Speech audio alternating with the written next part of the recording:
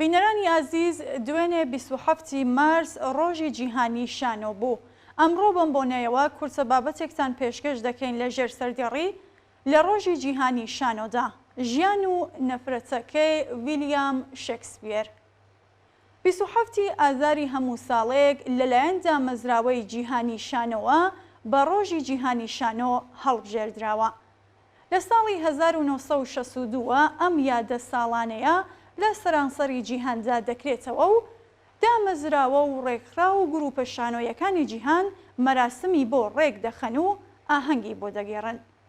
یەکێک لە گرنگترین چالاکیەکانی ئەم یادە بڵاوکردنەوەی پەیامی ساڵانەی جیهانی شانۆیە کە لەلایەن داهێنەرێکی بواری شانەوە دەنووسرێت و ئاراستەی سەرجەم کولتور و کۆمەڵگە جیاجیەکانی مرۆڤایەتی دەکرێت.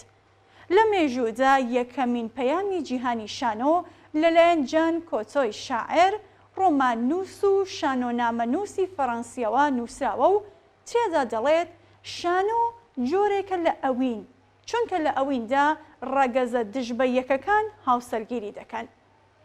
پەیامێک بۆ ڕۆژی جیهانی شانۆ لەلایەن پیتەر سیلارسی داهێنەر و شانۆکاری ئەمریکیەوە نووسراوە تێدا دەڵێت لە بارزۆخی ئەمڕۆی جیهاندا پێویستمان بە نوێکردنەوەیەکی قوڵی ئەقڵ، هەست، خەیاڵدان، مێژوو و دەهاتوومانە.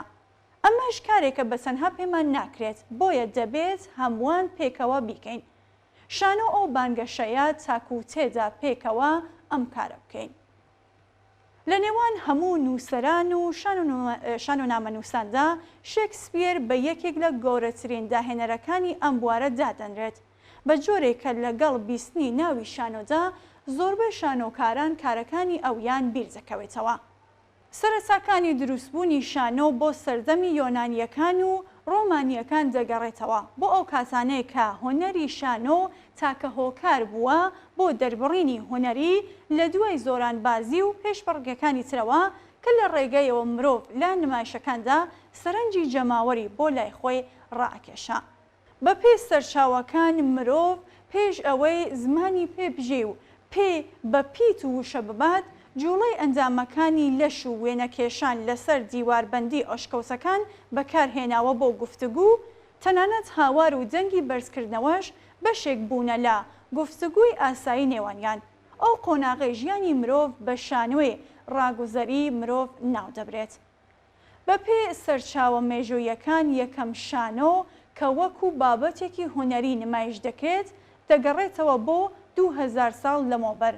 هەروەها وڵاتی عێراقیش بەشێکی لەو مێژووە چنیوەتەوە و یەکەم شانۆی لە ساڵی 1892 نمایش کردووەکە شانۆیەکی تایبەت بووە بە پەروەردە.